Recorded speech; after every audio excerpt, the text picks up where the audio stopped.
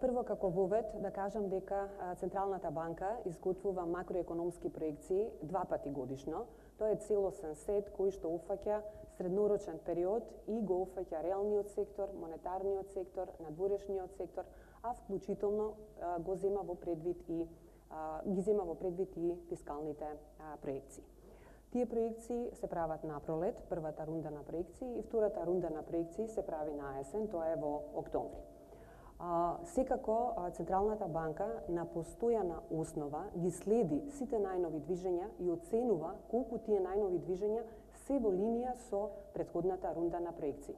Доколку има потреба, значи доколку забележиме дека има позначени отстапувања од нашата визија, значи не е исклучено Централната банка да направи и порано, значи, нова макроекономска проекција.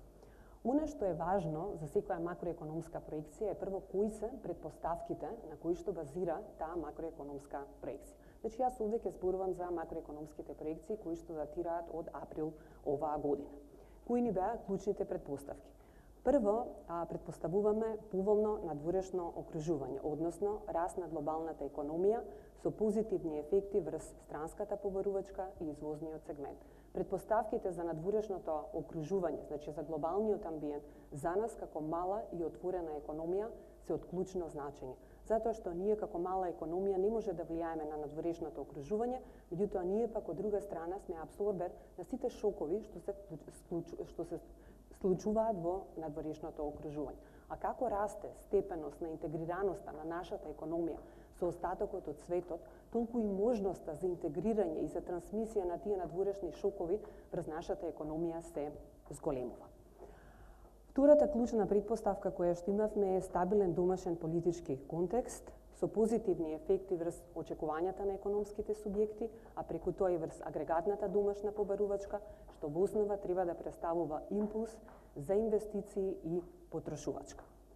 Понатаму претпоставуваме имплементирање на политики во делот на странските директни инвестиции, кои што ќе значат солидни странски директни инвестиции и тоа во секторот за разменливи добра. Тој е оној клучен сектор, познат и во теоријата и во праксата, каде што бенефитите од странските директни инвестиции се многу поголеми од останатите сектори, како и на тамошно подобрување на структурата на економијата. Значи, со странските директни инвестиции, во сферата на разменливите добра, во индустријата се менува производната структура на економијата.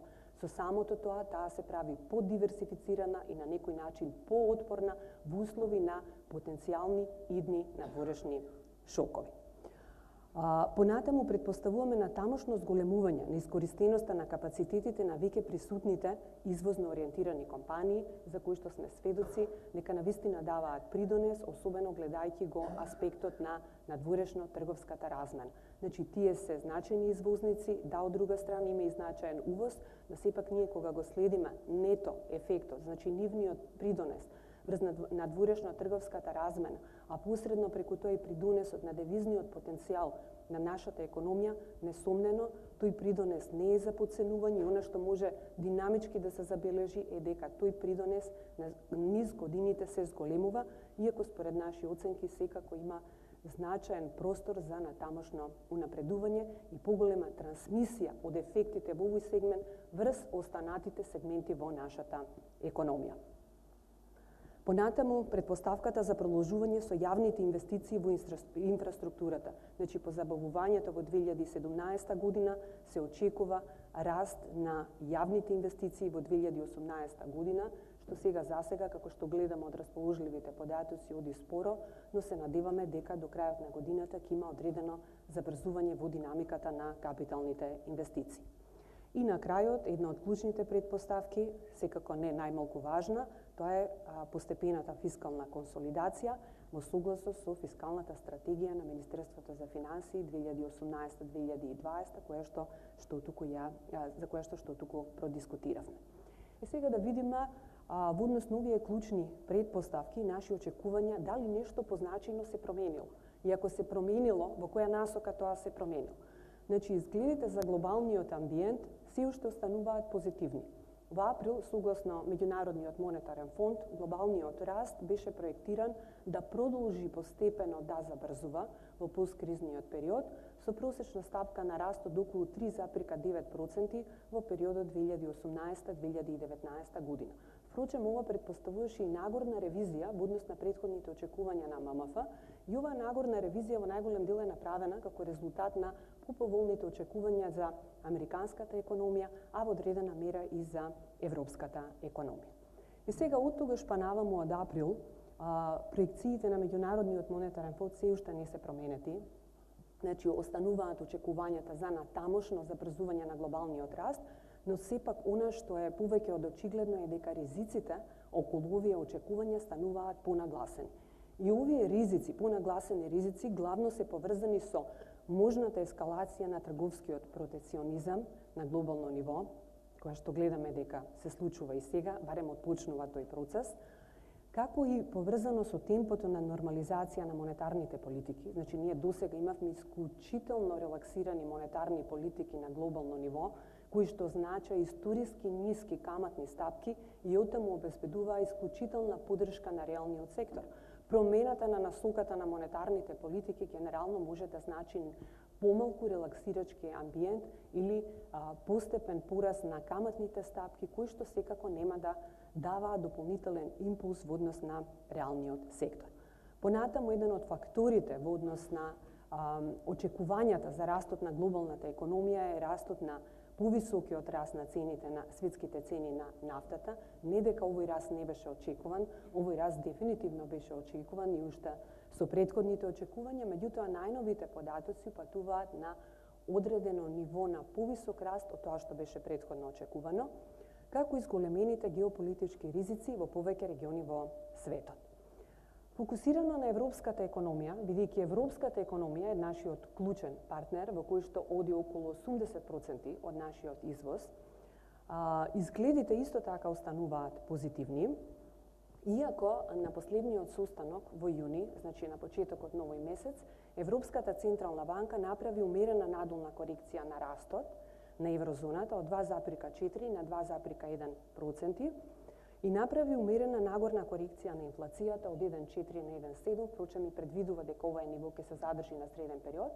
Меѓутоа, главната причина за надолната ревизија, барем како што ја објасни председателот на Европската централна банка Драги на средбата во Синтра, беше дека во главном оваа надолна ревизија не вклучува поголеми ефекти од трговски протекционизам, туку ова е главно заради некои привремени сезонски движења, во смисла на временските услови во европската економија во првиот квартал и слично.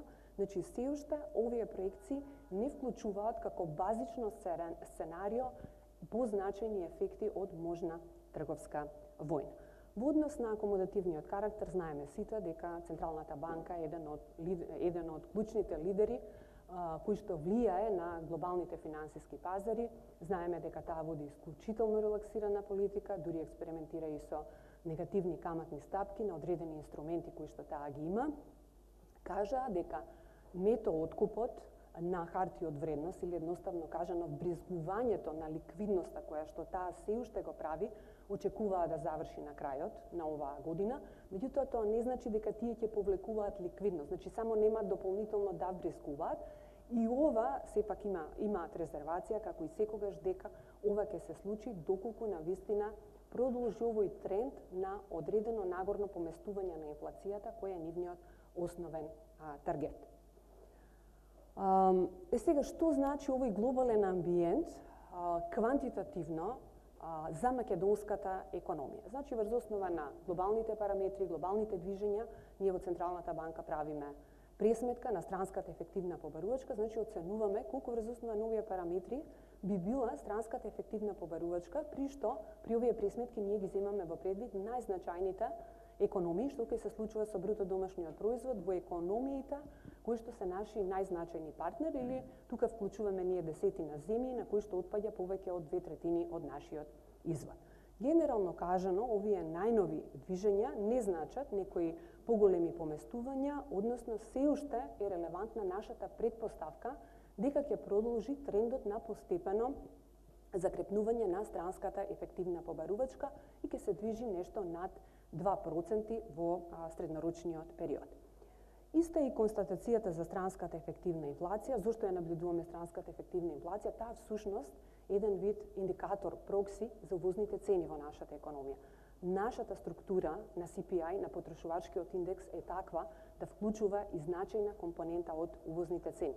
Отаму следењето што ќе се случува со увозните цени е многу значајно како фактор кој што ќе ја дефинира купната инфлација во нашата економија. Значи, по неколку години, 3-4 години, благи надолни поместувања на странската ефективна побарувачка, минатата година се забележа пораст на странската ефективна побарувачка, инфлација, и се очекува и дека оваа година таа ќе биде некаде под, но блиску до 2%, а оваа констатација би се задржала и во среднорочен период. Оно што може би треба да се спомене е дека кога ги наблюдуваме примарните производи, а исто така зошто ги гледаме примарните производи, бидејќи нашата структура на економијата е таква, ние сме увозна зависна економија со енергенси, со суровини, а на извозната страна исто така имаме значаен сегмент кој што отпаѓа на примарните производи, така да постојано ги следиме. Оно што исто може да се каже по-генерално на овој сегмент е дека по 4 годишен пат на цените на примарните производи, минатата година за прв пат се забележа исто така нагорно поместување, особено кај цените за нафтата, а очекувањата се дека и оваа година тоа нагорно поместување кај примарните цени ќе продолжи. Во споредба со нашите претходни очекувања, проекциите за цените за нафтата се нешто повисоки од тоа што ние очекувавме, меѓутоа повисоки се цените и на храната и на металите, а кај металите тоа во основа може да значи поволни услови на размена. Значи, ако ги гледам генерално условите за размена, има некои попозитивни очекувања во сегментот на цените на металите од една страна, што позитивно може да се одрази на извозната страна, но можно и да имаме и поголеми притисоци пред се во енергетскиот сектор. Кои беа нашите очекувања за економската активност во април? Во основа, априлскиот циклус на проекции имаше оцена за дека де факто по економската стагнација во 2017 со која што се соочивме и која што во основа беше резултат главно на неекономски фактори. Очекувавме постепено да се вратиме на патеката на растот, со раст од 3,2% во 2018 и раст од 3,5% во 2019. Во однос на структурата или кои се тие фактори кои што ние очекуваме дека би ја движеле нашата економија, значи клучен фактор извозот, ако гледаме компонента по компонента, извозот е веќе подолг период, клучна детерминанта на растот на нашата економија, бидејќи не е тој не треба да се гледа впрочем сам за себе. Извозот значи и повисоки инвестиции, сето тоа значи и подобри движења на пазарот на труд. Подобрите движења на пазарот на труд значат и повисок расположлив доход, што значи посредно се стимулира и домашната компонента, односно домашната побарувачка. Секако клучна претпоставка која што ние ја нагласивме во тој период на проекции беше дека е потребно повторно отпочнување и зајакнување на циклусот на јавните инвестиции. И сега што се случи? Де факто, во првиот квартал ние очекувавме раст некаде околу 2,4% на годишна основа, меѓутоа растот кој што остварен во првиот квартал е само 0,1%. Кога ги анализираме по компоненти, главните отстапувања во однос на нашите проекции се инвестициите, каде што дефинитивно имаше големо забавување, тоа се гледа и кога се анализира производната страна на БДП, но и кога се гледа расходната страна на БДП. Имаше големо отстапување кај инвестициите, иако ние, дури како Централна банка, се уште предвидувавме пад на инвестициите во првиот квартал, но падот беше поголем од тој што ние го очекувавме. Исто така, имаше пониски остварувања од нашите очекувања и кај личната потрошувачка. Ако и гледаме фундаментално факторите, расположливиот доход продолжува да расте во првиот квартал, зашто имаме солидни движења, расте вработеноста, растат платите, расте и натаму е многу солидна кредитната поддршка на населението од страна на банките, меѓутоа нашето објаснување е да ако е во овие услови се случува забавување на потрошувачката, можно е да тоа одразува одредена воздржаност од потрошувачка, значи неповолните очекувања на овој сегмент. Меѓутоа ќе видиме, значи ова се првични податоци за првиот квартал, а свесни сме сите дека многу често се прави ревизија на податоците и тоа ревизијата може понатаму позначено да промени некои оценки. Понатаму, кои се најновите високофреквентни показатели за вториот квартал? Значи, што може да очекуваме сега за вториот квартал?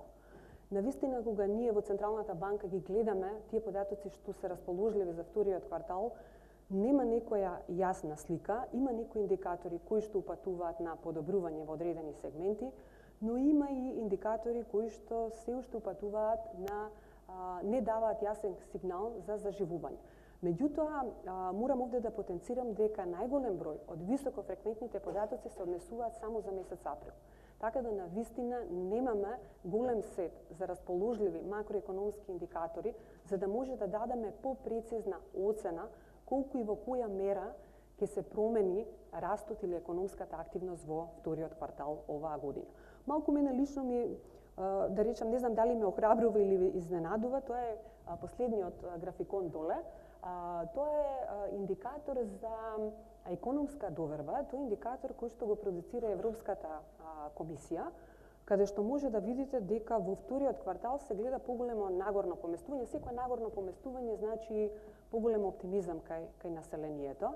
Меѓутоа, овој индикатор е всушност композитен, ги одразува очекувањата и на населението, но и на корпоративниот сектор. Така да дава некоја позитивна индикација, но навистина останува да видиме. Го споменав пазарот на трудот, значи пазарот на трудот е клучната детерминанта на расположливиот доход, на личната потрошувачка и како што веќе споменав, ние во првиот квартал забележуваме позитивни, значи де факто трендот кој што беше позитивен на пораст на бројот на вработените, кој што кај нас се случува во целиот посткризен период, продолжува и натаму. Растот на вработеноста е 2,2% во првиот квартал на оваа година, што е со темпо кое што е прилика слично, како и движењата во претходните неколку години, каде што растот на бројот на вработеноста беше некаде околу 2%. При највисок придонес во овој конкретен квартал на преработувачката индустрија и хотелската и ресторанската дејност. Значи, во однос на бројот на вработените имаме натаму продолжува солидниот тренд, а овој солиден тренд продолжува кога ги гледаме движењата во сегментот на платите. Кај платите, впрочем, ние гледаме забрзување на растот и на номиналниот и на реалниот раст на платите, а реалниот е оној што ние го гледаме во контекст на БДП. Реалниот раст на платите е забрзан на 3,4 наспроти 1, колку што изнесуваше во четвртиот квартал, што најверојатно според наши оценки одразува дел и од воведување на концептот на минимална плата. Од друга страна, неповолен е индикаторот за продуктивноста, бидејќи во првиот квартал оваа година продолжува падот на продуктивноста, впрочем продолжува трендот на пад на продуктивноста кој започна минатата година. Значи, ако гледаме малце, ако се вратиме малце и погледнеме кон подолгорочниот тренд, она што јасно се гледа е дека всушност во целиот посткризен период од 2008-2009 година наваму, бројот на вработените растеше и ако го споредиме растот на бројот на вработените со нивото на пораст на бруто општествениот производ, што всушност е индикатор за продуктивноста, се гледа дека ние во просек стагнираме. Значи, во оваа точка сега, во споредба со предкризниот период, ние стагнираме. И тука дефинитивно е едно поле каде што треба да се обрне големо внимание. А истовремено, бидејќи стагнираме во делот на продуктивност, легитимно се поставя прашањето за платите. Што се случува со платите? Платите, како што знаете, речисина континуирана основа растат и тоа дефинитивно ги апострофира ризиците околу трошоците по единица производ или едноставно кажано конкурентноста на нашата економија. Сепак потребни се подетални анализи, подетално гледање што се случува, меѓутоа сепак ова е еден агрегатен индикатор кој што ако ништо друго дефинитивно упатува на потреба за внимателност. Во однос на инфлацијата со исклучок на првите транзицијски години во Република Македонија не представувала предизвик, имало некои исклучоци периоди кога од фактори на страната на понудата имало нагорни придвижувања, но нашиот историски просек е негде околу 2%. Инфлацијата во посткризниот период беше пониска од нашиот историски просек и минатата година излезе од благата негативна зона, достигнувајќи раст од 1,4%, а за оваа година нашите проекции се некаде околу 2% за 2018 и за 2019 година. Досегашните движења, значи најновите остварувања, се остварувањата заклучно со мај, кои што во основа покажуваат дека во моментот, динамички гледано, просечната инфлација од 1,5%, која што ние имаме во првите 5 месеци, е нешто пониска од нашите очекувања за годишна стапка од 2%, но сепак од друга страна постојат нагорни ризици во однос на цените на примарните производи, како што споменав, цените на храната, на нафтата, и сето тоа може да даде една оценка дека во основа ризиците околу проектираната патека на инфлацијата за ова и на наредната година се избалансирани. Во однос на билансот на плаќање, движењата во екстерниот сектор кај нас се од клучно значење. Многу е јасно дека за економии кои што имаат стратегија, монетарна стратегија на таргетирање на девизен курс, односно стратегија на одржување на де факто стабилен девизен курс, девизните резерви се клучниот сегмент кој што покажува колку е просторот што го има монетарната политика да води акомодативен карактер. Затоа ние блиску ги следиме сите движења во билансот на плаќање, во тековната и финансиската сметка. Нашите априлски проекции упатува на понатамошно одржување на умерен дефицит на тековната сметка од 1,5% од БДП во двете години, значи и ова и наредната. И што значи ова историски гледано? Историски гледано ова е многу пониско ниво. Значи кај нас историскиот просек на дефицит на тековната сметка бил околу 6%, значи ова значи упатува на значајно подобрување на тековната сметка, односно се уште имаме дефицит, меѓутоа тој дефицит е стеснет во споредба со претходниот период. Овој позитивен тренд, значи кој што го гледаме во изминативе години, очекуваме да продолжи на среден рок.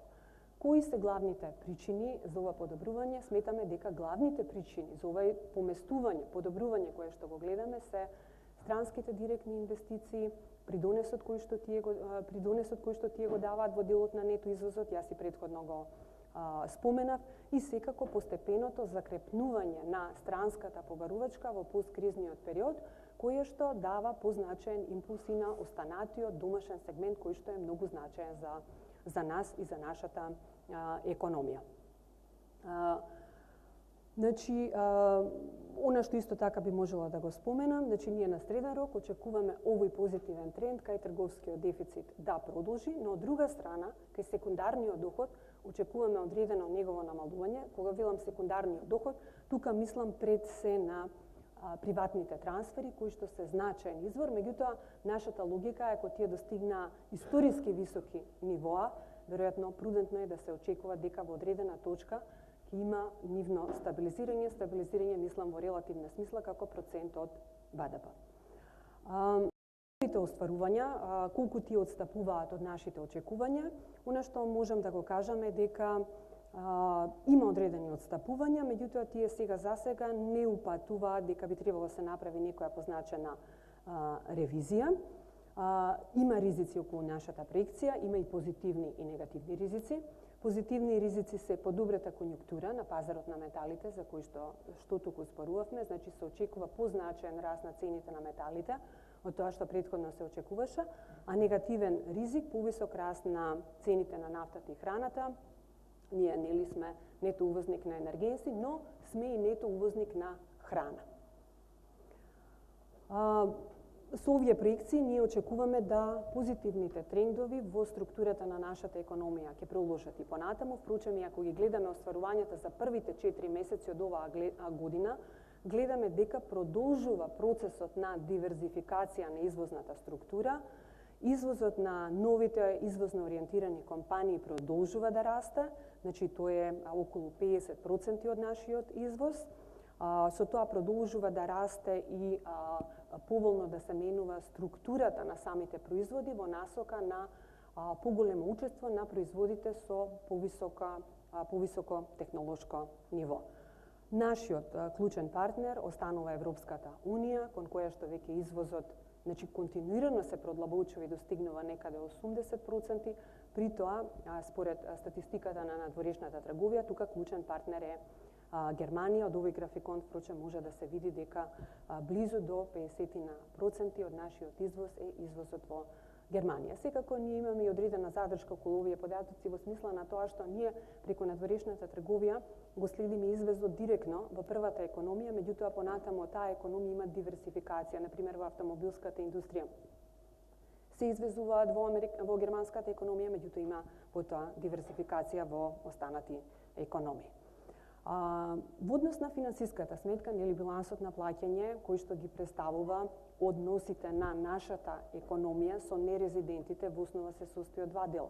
Тоа се тековните трансакции, кај што е главно трговската сметка, трговијата, и вториот многу значаен дел се финансиските трансакции, значи заемите, вложувањето во хартии од вредност и слично, кој што исто така е многу значаен за тоа кое ќе биде нивото на девизни резерви кој што ние може да го очекуваме. Значи тоа зависи од движењата во двата дела.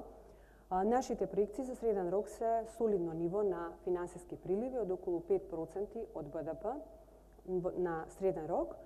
При тоа очекуваме овие приливи да бидат комбинација на должнички и недолжнички текови. Кога мислам на должнички текови, значи тоа е главно за вложувањето, државата и на приватниот сектор, но и странските директни инвестиции. Странските директни инвестиции во просек, ако се вратам во историја наназад, се движат негде околу 3 до 4% од БДП.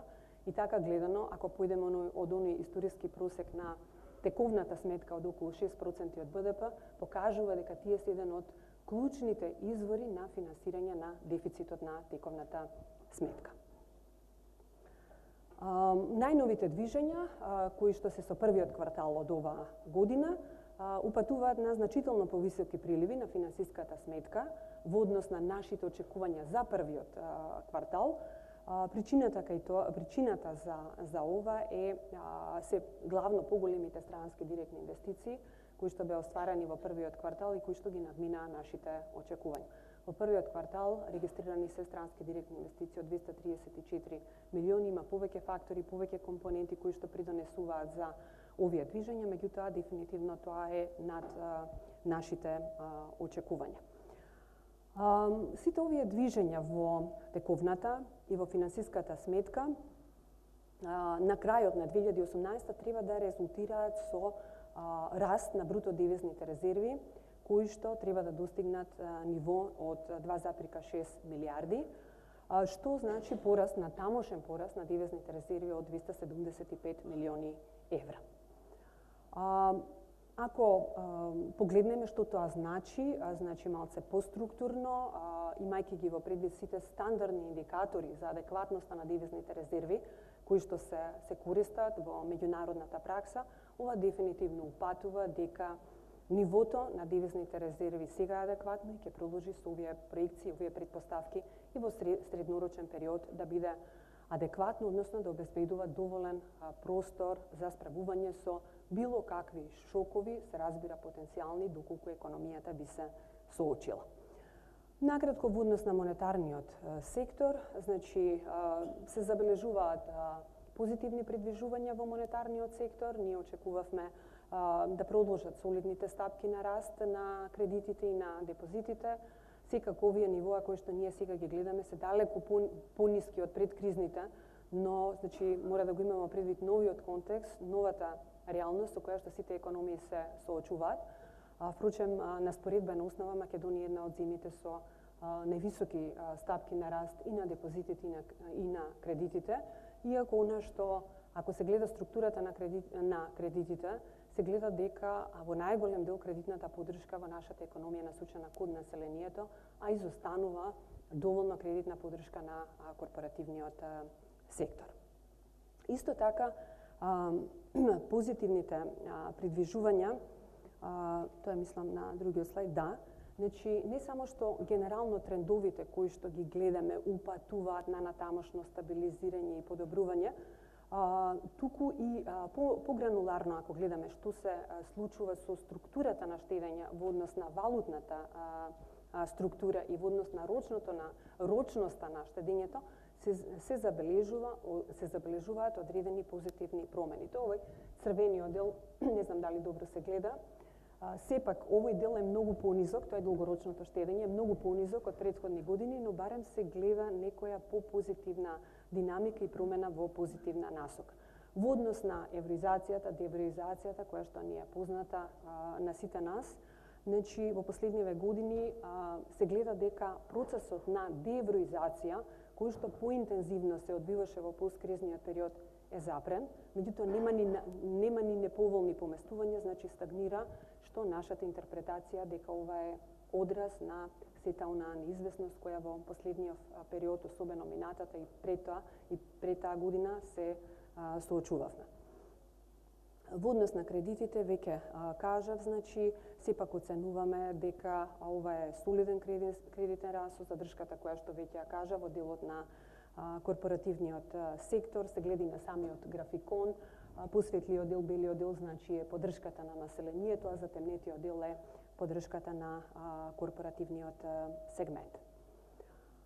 Овие движења ние ги анкетираме банките на редовна основа, бидејќи тоа ни представува значаен инпут за добивање на квалитативно и квантитативно објаснување за факторите кои што ја движат кредитната активност, но и за согледување на идните движења во овој сегмент. Она што може да се види е дека последните движења во вториот квартал во линија кореспондираат со очекувањата на банките за одредено забрзување на кредитната побарувачка и на тамошно олеснување на кредитните услови.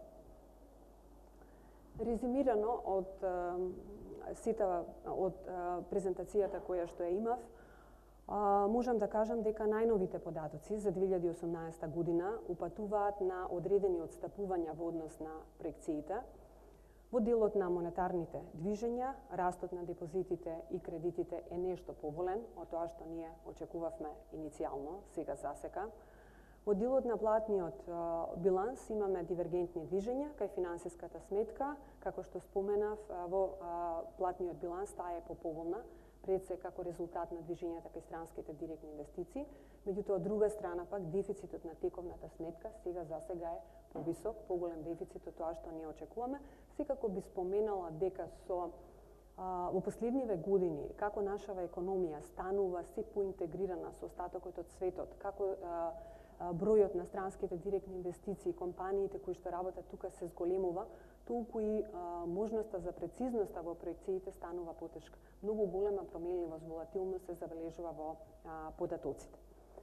Кај инфлацијските движења, генерално засега, се во линија, наша оценка е се во линија со проекциите.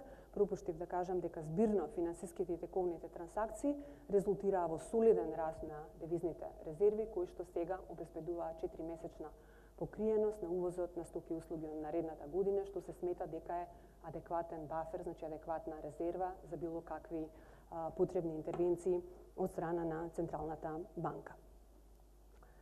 За остварување на годишните проекции, значајни фактори, како и досега, останува домашниот амбиент и натамошното подобрување на надворешното окружување, а забрзувањето сега не го споменав тука, не ги споменав евроатлантските интеграции, значи забрзувањето на овие процеси е позитивен ризик во однос на нашите проекции, кој што не е експлицитно вграден во самите наши проекции. Значи, доколку има одредено забрзување во овој процес, можни се позначајни капитални текови, значи искуството, анализите, кога се гледа историјата на останатите земји во фазата, предпристапната фаза кон ЕУ, можно и не треба да се исклучат по забележителни приливи. Вака резимирано, со оглед на здравите економски основи, стабилната надворешна позиција и отсуството на позначени инфлацијски притисоци, Народната банка во првиот квартал ја намали основната каматна стапка, сведувајќи ја на историски ниско ниво. Знаете дека во македонската историја ние никогаш не сме имале толку ниски каматни стапки на Централната банка, а исто така не сме имале ни толку ниски каматни стапки во банкарскиот систем. Секако тука и трансмисијата, преносот на сигналите од Централната банка до банките. Во следниот период, како и досега, Народната банка внимателно ќе ги следи сите движења и доколку е потребно, ќе ја приспособува соодветно монетарната политика.